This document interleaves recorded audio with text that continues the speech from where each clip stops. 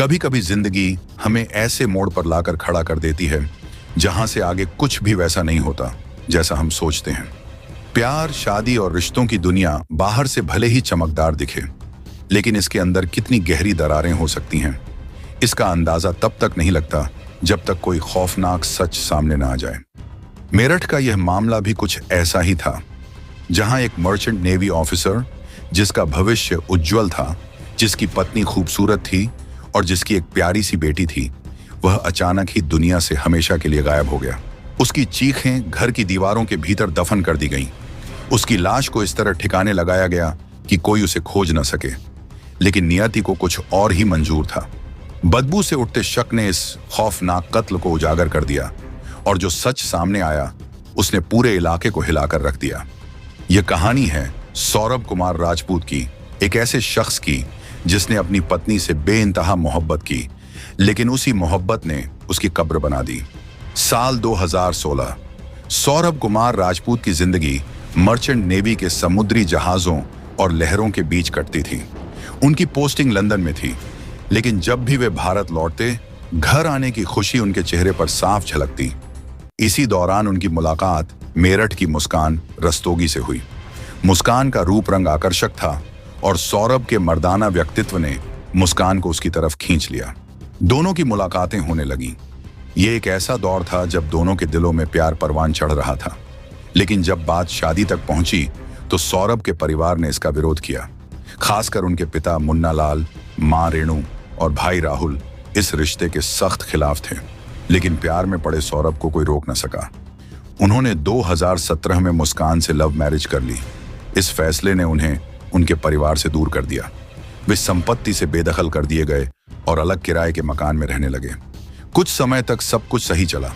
2018 में मुस्कान ने एक बेटी को जन्म दिया, जिसका नाम रखा गया पीहू। सौरभ की दुनिया अब इसी परिवार में सिमट गई थी, लेकिन उनकी गैर मौजूदगी में मुस्कान की दुनिया किसी और दिशा में बढ़ रही थी।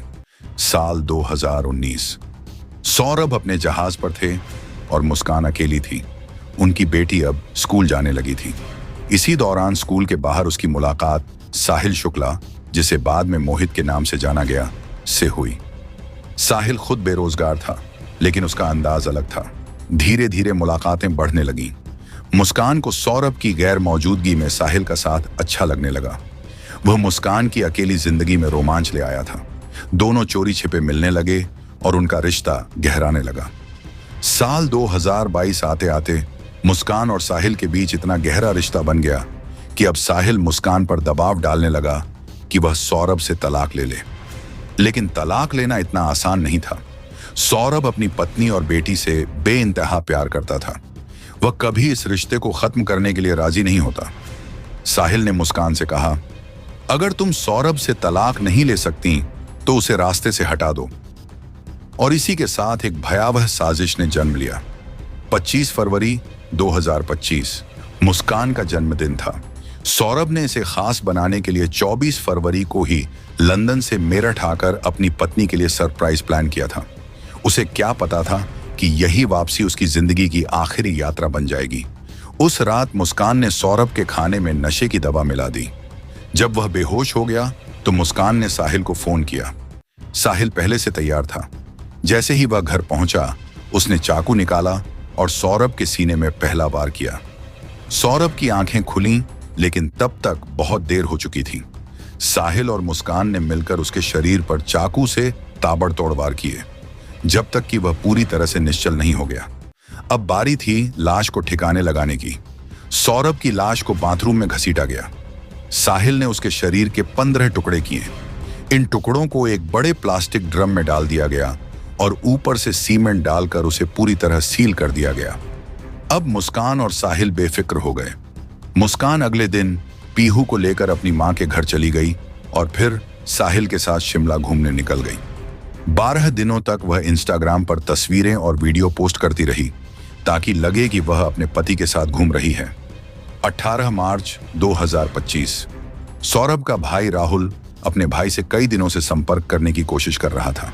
कोई जवाब नहीं मिलने पर वह सौरभ के किराए के घर पहुंचा। दरवाजे पर ताला लगा था, लेकिन अंदर से तेज बदबू आ रही थी। पड़ोसियों से पूछताछ करने पर राहुल को पता चला कि मुस्कान हिमाचल गई थी। तभी अचानक मुस्कान घर आ गई, लेकिन उसके साथ साहिल भी था। राहुल को शक हुआ। उसने जबरदस्ती घर में घुसकर तलाशी ली।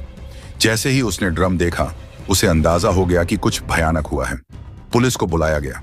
ड्रम को तोड़ने की कोशिश की गई, लेकिन सीमेंट इतना मजबूत हो चुका था कि पुलिस को पूरा ड्रम ही थाने ले जाना पड़ा। जब पोस्टमार्टम किया गया तो सच्चाई सामने आ गई। सौरभ के शरीर पर 15 चाकू के घाव थे। मुस्कान और साहिल को गिरफ्तार कर लिया गया। उन्होंने अपना जुर्म कबूल कर लिया। अब मामला अदालत में है, लेकिन इस कत्ल की कहानी ने पूरे देश को हिलाकर रख दिया। ये एक ऐसा अपराध था जिसमें प्यार, वासना, साजिश और क्रूरता सब कुछ शामिल था। एक पत्नी ने अपने ही पति को बेरहमी से मार डाला और प्रेमी के साथ शिमला में हनीमून मनाती रही। लेकिन आखिरकार सच्चाई सामने आ गई। ये घटना न केवल विश्वासघात और लालच की पराकाष्ठा है, बल्कि यह भी दिखाती है कि किस तरह किसी इंसान की नीयत बदलते ही रिश्ते मौत की साजिश में बदल सकते हैं। सौरभ, जो अपने परिवार के लिए जीता था, उसी परिवार की साजिश का शिकार हो गया। ये एक चेतावनी है कि हमें अपने रिश्तों को समझने और सतर्क रहने की जरूरत है। सुरक्षित रहें, सतर्क रहें और अपनों पर आंख मूंद कर भरोसा करने से पहले सच को जानने की कोशिश करें। चैनल को सब्सक्राइब करें और कमेंट जरूर करें।